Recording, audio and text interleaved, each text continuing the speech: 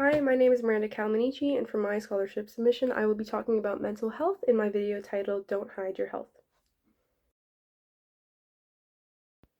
I didn't know what it was like to feel like myself. Every thought in my head was the complete opposite of my values, morals, and ideals.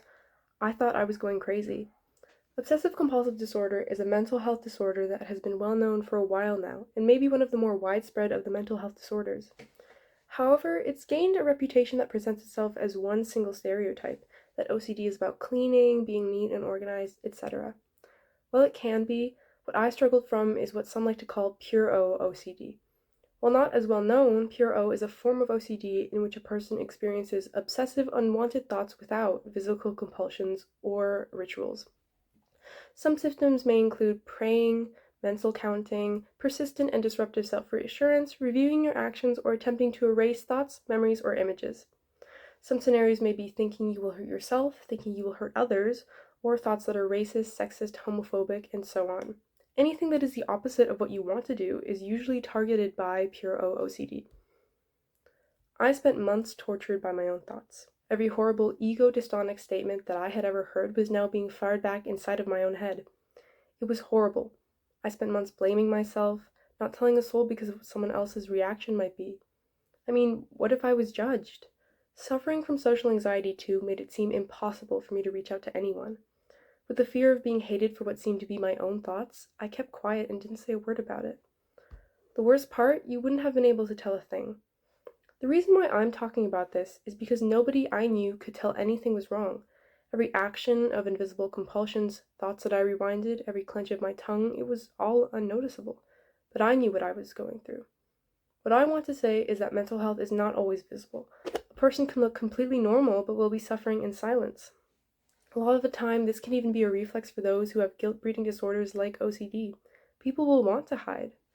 It is important that as mental health care continues to evolve, this generation continues to be informed about mental health struggles and how to deal with them. With that, here are some ways you can aid yourself and others when talking is hard. Ways to help yourself. Here are some ways to seek guidance on your own when you don't feel comfortable sharing how you feel with others. First, when you're afraid to talk, there are always online resources available for you. This can include articles, videos, and official encyclopedias like the DSM-5. While it can be hard to find completely trustworthy information online, finding ways to calm down when you're stressed or repeating affirmations to yourself can help lift the weight off your shoulders.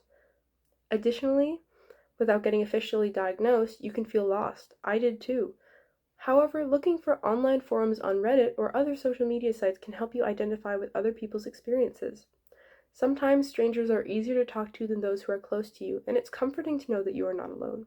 However, make sure to always be safe when starting conversations on the internet. Finally, hotlines like the Kids Help Phone are the closest you will get to reaching out with a person, but with a comfortable amount of anonymity, as nothing is revealed about yourself, and a new person answers each time.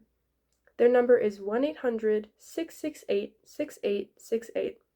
Trained volunteers are available 24/7 to listen to you and give you advice. Texting and calling both work, and it can be helpful to talk to someone through a device instead of in-person appointments. Ways to help others. Now, if you're a friend who wants to help out someone who is struggling to talk, tactics may be different.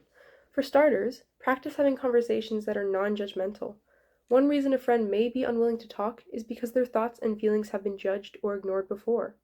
Share your own struggles when you can, and normalize that it's okay to not be okay. Next, always be a good listener. Sharing your struggles is one thing, but being patient is important, and in general, it's important for being a friend too. Sometimes your friends may not want advice and just need someone to hear what they're going through, and that's okay. Sometimes you just want to vent.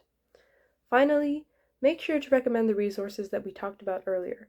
Even if a friend does not want to talk to you, giving the opportunity to go online if they wish will lighten the possibility of them getting help in the future when they need it.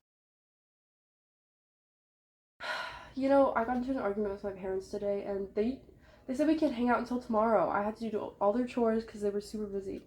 Oh my gosh, it's no worries. We can hang out another day. Seems like they're giving you a lot to do, though. Yeah, it's super annoying right now because I have so much homework and I can't get a break. That's too bad. I'm sorry your parents are like that right now, but let me know when you can hang out. Yeah, thanks for understanding. You're a really good listener, though. How have you been doing? I've been okay, I guess, but there's a lot stressing me out right now. Sometimes I even get nauseous thinking about it.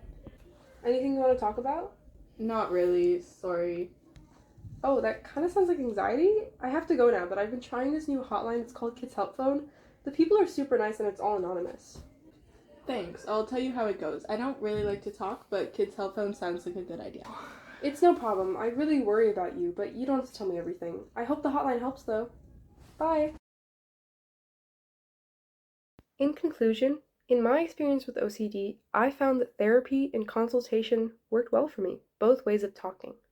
It's important to understand that not everyone can access mental health resources like this.